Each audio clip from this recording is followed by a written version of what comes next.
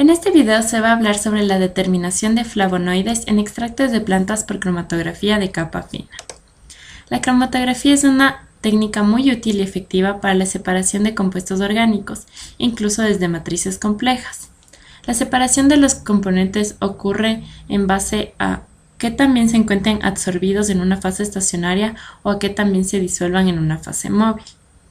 Aquellos componentes más afines a la fase móvil, como estos puntos blancos, eludirán con más rapidez que aquellos que tengan afinidad por la fase estacionaria, como estos puntos negros. La cromatografía de capa fina es una técnica muy simple y rápida. Consiste en colocar una diminuta mancha de la muestra en una placa que actuará como fase estacionaria. A esta fase estacionaria se la coloca dentro de una cámara de dilución que contiene la fase móvil.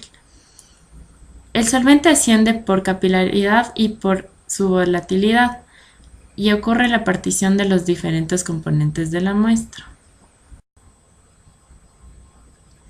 La razón entre la distancia recorrida por el compuesto y la distancia recorrida por el solvente da un valor conocido como el factor de retención. Este expresa la afinidad que tiene un compuesto por la fase estacionaria. Sirve para evaluar tanto la efectividad de los solventes como la de la separación en sí. Se recomienda obtener valores entre 0.6 y 0.3. Los flavonoides son un numeroso grupo de compuestos orgánicos fenólicos que se encuentran generalmente como pigmentos de las plantas. Además de dar coloración, también protegen a las hojas de los rayos UV y de patógenos como las bacterias y los hongos. También participan en procesos como la conversión de la energía y el crecimiento de las plantas. Y cabe recalcar que tienen propiedades antiinflamatorias, antioxidantes y antisépticas. El primer caso que se va a estudiar es la determinación de flavonoides en extractos de hojas de té por TLC. Para esto se procedió a moler las hojas. Se extrajeron sus principales componentes con una técnica que involucra CO2 supercrítico. Como fase estacionaria se utilizaron placas de vidrio y sílica gel 60 con indicador fluorescente 254. Como fase móvil se utilizó una mezcla de acetona, cloroformo y agua en proporción 80-20-10. Se sumergieron las placas en ácido bórico betilaminoéster, que es un agente derivatizante que sirve para mejorar la visualización de los componentes cuando estos son expuestos a radiación UV, específicamente a 366 nanómetros.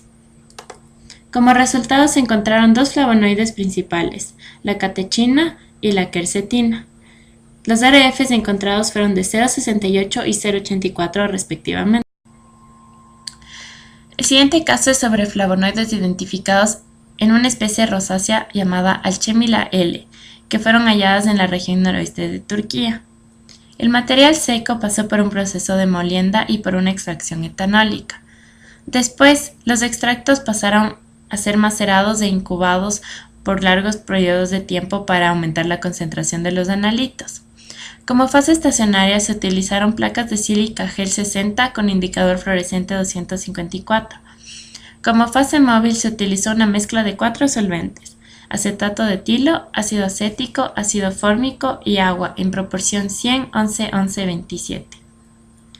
Como resultado se encontró una gran variedad de flavonoides, entre ellos la orientina, la vitexina, la rutina, quercetinas, isoquercetinas y quercitrinas. Los RF se encontraban en un rango de 0.36 a 0.72.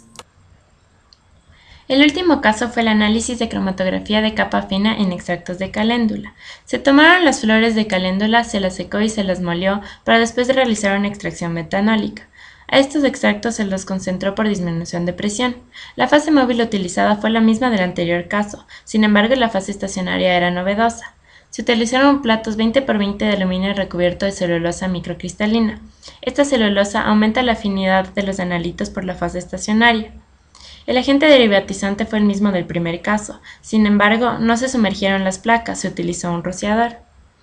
Como resultado se obtuvieron varios flavonoides como los ácidos clorogénico, cafeico y vanílico. Los DRF encontrados variaron de 0.06 a 0.92 y fueron comparados con factores de retención referenciales. En todos los casos fue muy importante aplicar una técnica instrumental como el HPLC o la espectrofotometría de UV visible para comparar los resultados. Muchas gracias por su atención.